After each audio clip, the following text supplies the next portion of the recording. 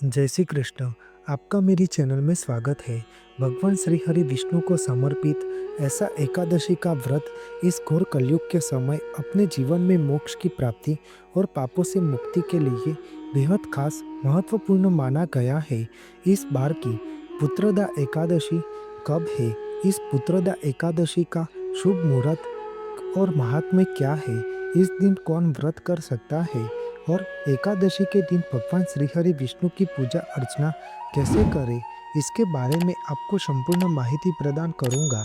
जनवरी माह की प्रथम एकादशी की तिथि पौष माह के शुक्ल पक्ष की पुत्रदा एकादशी है। इस तिथि का शुभ मुहूर्त 9 जनवरी 2025 यानी कि गुरुवार को दोपहर 12:22 पर शुरू हो रही है। वहीं इस तिथि का समापन 10 जनवरी 2025 यानी कि शुक्रवार की सुबह 10:19 पर होने जा रहा है। इसलिए उदया तिथि के अनुसार 10 जनवरी 2025 यानी कि शुक्रवार के दिन पुत्रदा एकादशी मनाई जाएगी। पुत्रदा एकादशी का यह व्रत भगवान श्री हरि विष्णु को समर्पित है। इस पुत्रदा एकादशी के दिन भगवान श्री हरि विष्णु को और माता लक्ष्मी की पूजा और व्रत का पालन श्रद्धा और विश्वास के साथ किया जाता है। भगवान श्री हरि विष्णु की विधि विधान से पूजा करते हैं तो आपको भगवान श्री हरि विष्णु की कृपा से संतान की प्राप्ति अवश्य होती है। पुत्रदा एकादशी का व्रत करने से मानसिक शांति के साथ जीवन में सुख समृद्धि और सफलता मिलती है। एकादशी की तिथि हर महीने में 2 बार आती है, एक शुक्ल पक्ष में और एक कृष्ण पक्ष में एकादशी मनाई जाती है।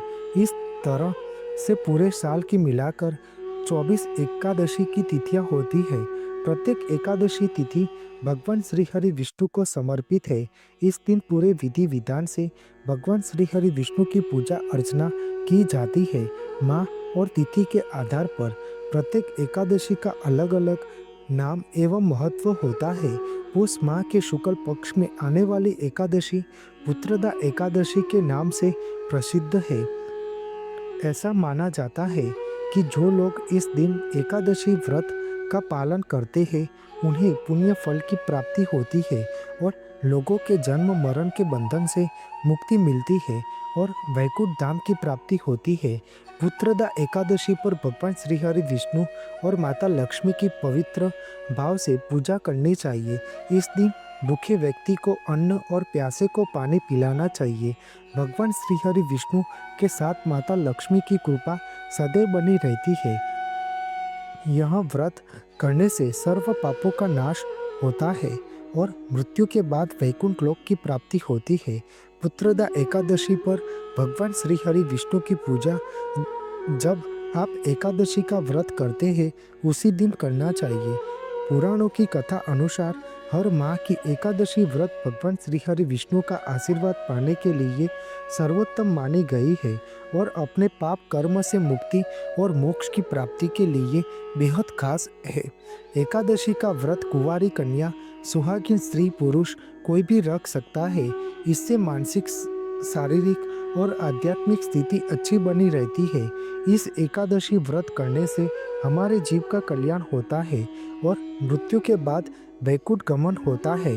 पुत्रदा एकादशी के दिन व्रतधारी को सुबह जल्दी उठकर ब्रह्म मुहूर्त में स्नान आदि करके पवित्र मन से भगवान श्री हरि विष्णु और मूर्ति या तस्वीर के सामने गाय के घी से दीपक जलाकर सच्चे मन से निराहार व्रत करने का संकल्प लेकर शुभ मुहूर्त में भगवान श्री हरि विष्णु की पूजा अर्चना करनी चाहिए। पूजा के दौरान भगवान श्री हरि विष्णु को पंचामृत, फूलों की माला, धूप दीप रोली, चंदन, तुलसी पत्र, अक्षत और फूल आदि अर्पित करके उनकी पूरे विधि विधान से पूजा करना चाहिए।